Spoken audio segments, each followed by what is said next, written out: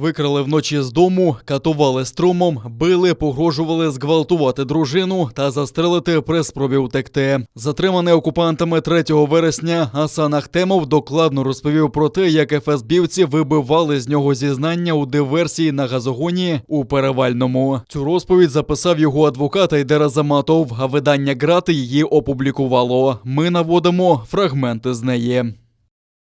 Ориентировочно в 23:30, когда я спал у себя в доме со своей семьей, в наш дом ворвались люди. Ориентировочно в количестве 10 человек в военной форме, в масках и с оружием. Они приехали на нескольких автомобилях. Эти люди разбудили меня и сказали «поехали». Жена и дети проснулись и кричали от страха. Никаких документов эти люди мне не показали. Просто надели на глаза пластиковую маску, а на руки наручники. Через маску ничего не было видно. Меня начали выводить из дома. Это сопровождалось угрозами и обвинениями в том, что я якобы изнасиловал какую-то девушку. Посадили в автомобиль и увезли в неизвестном направлении. Завели в комнату, посадили на стул лицом к спинке стула, ноги привязали к ножкам стула скотчем, руки тоже привязали скотчем к спине. Когда меня вели со стороны этих людей, в мой адрес постоянно поступали угрозы, что мне подкинут оружие и наркотики, говорили, что моя жена красивая и намекали о том, что тоже могут причинить ей вред. После того, как меня посадили на стул и связали, на мои уши повесили оголенные провода, после чего я почувствовал сильный удар током. По времени это продолжалось секунд 10, и так около 6-7 раз. После чего разряды тока пускали понемногу и одновременно со мной разговаривали. Когда пускали ток, меня постоянно дергало. После этого я согласился со всем, что мне эти люди говорили. А говорили мне они о том, что я подорвал газовую трубу в Перевальном, что мой брат Азиз Ахтемов все уже рассказал, и что им все известно, как мы это сделали, на какой машине и другие детали. Угрожали мне тем, что я больше не выйду из этого места. После этих угроз и пыток током я им сказал, что соглашусь со всем, что они мне скажут. После этого меня подняли наверх, посадили на лавочку, опять угрожали, после чего я почувствовал сильный удар в область шеи, в затылок, и меня куда-то потащили. Потом сняли маску, пришел человек, который назвал себя доктором, но был в военной форме. Этот человек сказал мне, чтобы я говорил все как было. Видимо, я сказал не то, что им нужно, после чего мне опять опустили на глаза маску и один раз ударили в область шеи. Меня посадили в машину и куда-то повезли. Я думал, меня привезли в лес, так как эти люди постоянно говорили, что вывезут меня в лес и убьют там. Меня вытащили из машины и сказали: «Давай беги и помни, что я хорошо стреляю». Я сказал, что я бежать не буду, убивайте меня здесь. После этого посадили в машину и куда-то повезли. Меня привезли в здание ФСБ на бульваре Франко 13 в Симферополе, где меня допрашивали следователи, и я подписывал много документов. При этом я себя очень плохо чувствовал, так как все тело болело, я задыхался. В здании ФСБ мне включали камеру, и я говорил все, что им нужно. Даже сейчас у меня появляются приступы, когда засыпаю. Мне кажется, что я забываю дышать. Інтелігентні, порядні люди не здатні на диверсію. Представники кримсько-татарської інтелігенції записали відеозвернення на підтримку затриманих ФСБівцями першого заступника голови Меджлісу Нарімана Джеляла, а також Асана та Азіза Ахтемових. Окупанти звинувачують їх в організації диверсій на газопроводі у селі Перевальне. Їх затримали 3 та 4 вересня. Силовики не пускали до них незалежних адвокатів, а Асана Ахтемова катували, вибиваючи зізнання. Таким чином, Росія мститься через саміт Кримської платформи, який відбувся у Києві. Это очень широкий человек, это очень глубокий человек, крайне грамотный, очень просоциальный. Масштаб вот его личности, меня поразил. Поверить в то, что Нариман Джелял может быть причастным, даже вот причастным, это полный абсурд, такого быть не может. Такие люди, как он, созидают. Разрушать у них нет в крови. Намусли, ікметлі. Чесна, мудра людина, патріот, сім'янин. І події, через які він проходить, не вкладаються в голові. Я думаю, справедливість у цій справі восторжествує.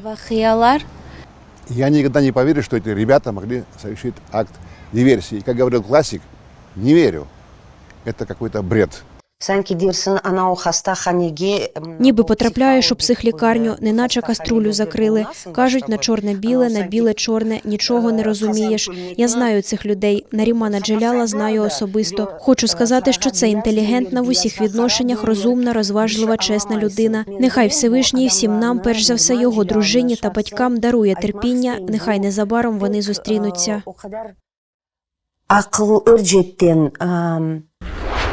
Від кульового поранення на Луганщині загинув 24-річний Дем'ян Данилів. Боєць родом зі Львівщини служив на посаді командира механізованого відділення. Під артилерійським вогнем окупантів на околицях Кримського загинув 34-річний Валентин Чепурний. Поряд із бійцем розірвалася міна 120-го калібру. Медики намагалися його евакуювати, але було вже запізно. Також 120-ми та 82-ми мінометами російські загарбники атакували позиції українського війська поблизу Верхньотурецького та Причепилівки. А в напрямку Нью-Йорка на Донеччині окупанти били зі ствольної артилерії. Врешті гарячих точок застосували іншу зброю. В районі Золотого 4 окупанти відкривали вогонь по позиціях українських захисників з ручних протитанкових гранатометів. Неподалік Катеринівки ворожі найманці застосували гранатомети різних систем та стрілецьку зброю. Поблизу Новоолександрівки противник тричі вів численні обстріли наших позицій із гранатометів різних систем, великокаліберних кулеметів та стрілецької зброї. На обстріли противника українські захисники відкривали вогонь у відповідь. На окупованих територіях Донеччини та Луганщини загарбники почали масштабні навчання. Про це повідомили в Головному управлінні української розвідки. Так ворог намагається посилити бойові спроможності. З початку тижня у з'єднаннях і частинах окупанта передбачено проведення низки заходів, зокрема збори зі снайперами, коригувальниками артилерійського вогню та інженерно-саперними підрозділами. Окрім цього, комплексні тактичні заняття із бойовою стрільбою танкових, мінометних та артилерійських підрозділів, у тому числі реактивно-артилерійських батарей. Водночас противник продовжує отримувати на передових позиціях значну кількість снайперських пар для нанесення втрат особовому складу об'єднаних сил та знищення елементів відеоспостереження і провокування вогню у відповідь. Росія на швидкоруч паспортизує жителів окупованого Донбасу, але позбавляє прав та прописки. Якнайбільше російських псевдодокументів окупанти планують роздати напередодні виборів до Держдуми, повідомляють в СБУ. Голосування відбудеться упродовж 3 днів з 17 до 19 вересня, зокрема й на окупованих українських землях. У таких паспортах проставляють коди неіснуючого підрозділу міграційної служби Ростовської області. Прописка в такому документі також не указується. Тож видані документи не дають права на соціальні та пенсійні виплати від країни-агресора і не роблять їх власників повноцінними російськими громадянами. За даними СБУ, кураторам потрібна якнайвища явка, щоб забезпечити підтримку єдиній Росії. За сприяння путінської партії мешканців ОРДЛО вивозять до Ростовщини та забезпечують незаконне електронне голосування на місці. В ОРДЛО відкрито численні пункти запису до Єдиної Росії. Друге, організаторі виборів отримали так звані темники з технологіями агітації за партію російської влади. І третій елемент – працюють інфоцентри для громадян, які курує керівництво з Єдиної Росії. Співробітники СБУ продовжують фіксувати незаконні дії окупаційної влади в ОРДЛО з видачі паспортів під час підготовки до виборів в Госдуму РФ. Незаконні дії проросійських функціонерів документуються в рамках відкритих кримінальних проваджень. Отримані матеріали будуть передані до відповідних міжнародних інстанцій. За 1,5 місяці в ростовській туберкульозній лікарні Зікір'я Муратов втратив 20 кілограмів. На черговому засіданні Південного окружного військового суду Росії його вперше за час госпіталізації змогли побачити захисники. 64-річний політв'язень, якого через нібито причетність до Хізбут та Хрір окупанти звинуватили у тероризмі, лікувався від ковіду. Він мав двосторонню пневмонію та 50% ураження легень. Нині він почувається ліпше, каже адвокат. Бранця знову перевели до СІЗО. Крім того, на судилищі розглянули стенограми записів розмов Муратова з кримсько-татарськими бранцями Залушти. Вони говорили на побутові теми, а також про підтримку тих, хто опинився у скруті, та іслам. Також бранець поскаржився на керівництво лікарні, яке не надавало адвокатам інформацію про стан його здоров'я. сегодня Зикирия Муратов написал жалобу, которая будет приложена к жалобе защитников на действия медико-санитарной части номер 61, в которой сказано, что Муратов Зикирия отказался от предоставления согласия на разглашение данных медицинского характера своим защитникам, что является грубым нарушением его прав, так как у защитников отсутствует возможность получить иным способом данные сведения и обжаловать принятые решения либо в судебном порядке, либо в прокуратуру. Так звані свідки плутаються у свідченнях про нібито знайдену у Владислава Єсипенка гранату. В окупаційному райсуді Сімферополя заслухали силовиків та понятих, які брали участь у затриманні фрілансера Радіо Свобода. За словами адвоката Дмитра Діндзе, свідки обвинувачення розповіли різні версії того, як вони нібито знайшли гранату в автівці Єсипенка. Говорили, що вона була роздетонована, втім опис гранати дати не змогли. Силовикам не вдалося погодитися і в описі знахідки. А у свідченнях не було жодної конкретики, каже захисник. Один из них припомнил, что видеосъемка производилась, второй сказал, что фотосъемка производилась. У нас, к сожалению, нигде не зафиксировано, что эта фотосъемка где-то производилась. После этого мы закончили судебное заседание. Есипенко сказал, что его возят в каком-то автозаке, я не знаю, помещают в помещение под названием «Таблетка» в этом автозаке, куда он не помещается. И один раз он терял сознание там.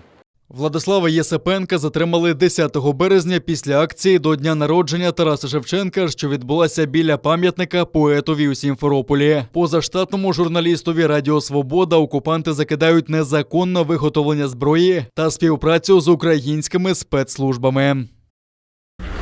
Подвійне громадянство посилить країну. У цьому упевнений прем'єр-міністр України Денис Шмигаль. Він заявив, що величезна кількість українців живе за кордоном, і багато хто з них хотів би мати паспорт українця, маючи при цьому громадянство інших країн. За словами Шмигаля, на розгляді парламенту знаходяться наразі кілька законопроєктів, присвячених цьому питанню. Але він категорично проти подвійного громадянства з Росією.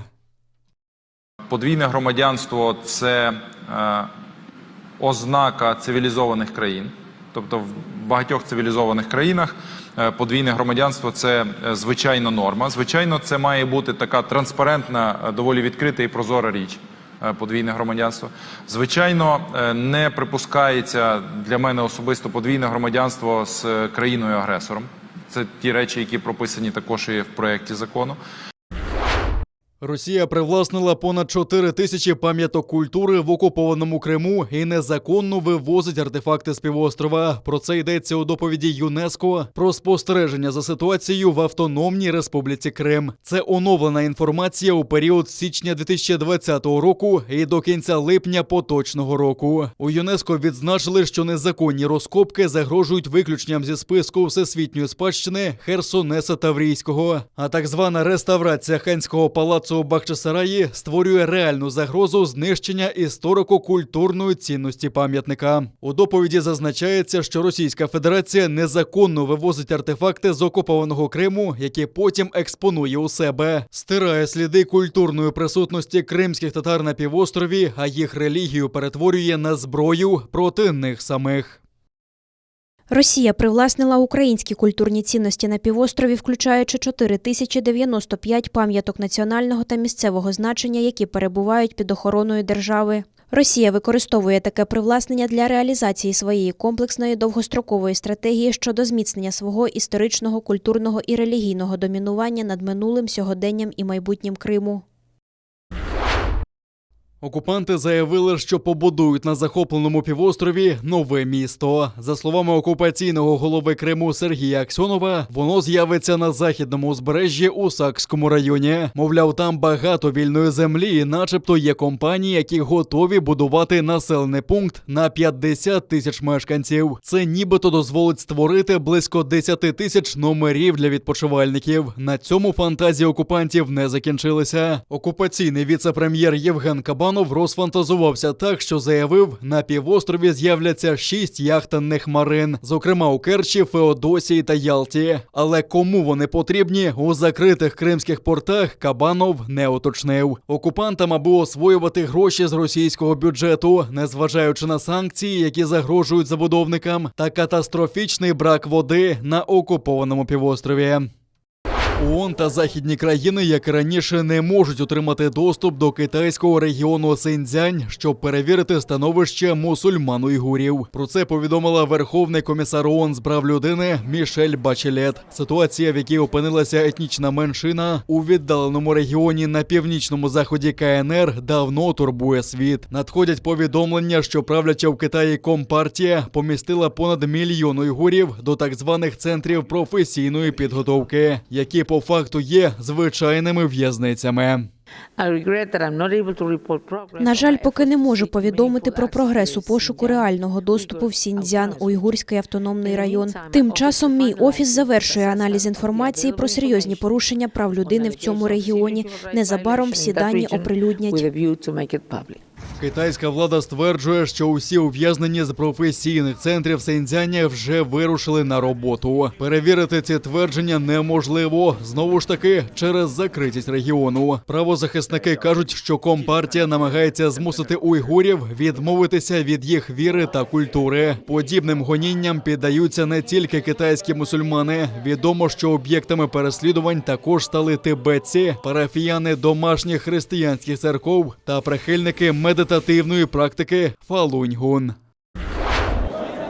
Західні держави обіцяють виділити понад $1 мільярд на гуманітарну допомогу Афганістану. Відколи владу в країні захопив рух Талібан, там поглиблюється криза. Як показують дослідження ООН, ще до приходу талібів половина населення країни залежала від гуманітарної допомоги, а це близько 18 мільйонів людей. Тепер їх кількість стрімко зростає, і все це на тлі посухи і нестачі основних продуктів.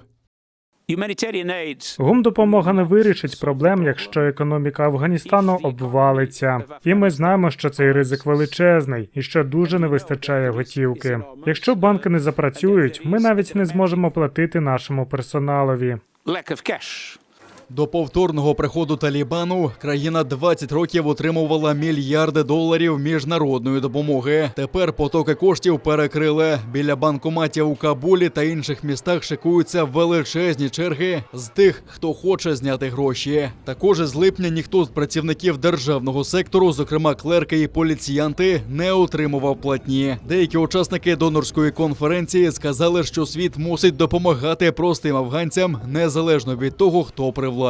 Але поки фінанси залишаються головним важелем тиску Заходу на талібів. Також одна з головних вимог світової спільноти – не порушувати права жінок. Захопивши владу, таліби пообіцяли, що цього разу жінкам дозволять навчатися і працювати. Однак тепер угрупування починає докладніше описувати нові правила, і вони дуже відрізняються від того, що було останні 20 років. Як каже Талібан, жінкам, як і раніше, не можна буде працювати або вчитися разом із чоловіками. Для них обіцяють побудувати окремі університети, лікарні та інші установи. А ось в уряді та медіа їх не буде. Їх уже почали звільняти з банків. Під час попереднього правління талібів в Афганістані жінкам взагалі не можна було працювати, а виходити з дому дозволяли лише у супроводі чоловіків. За 20 років правління нового уряду понад 20% жінок почало працювати.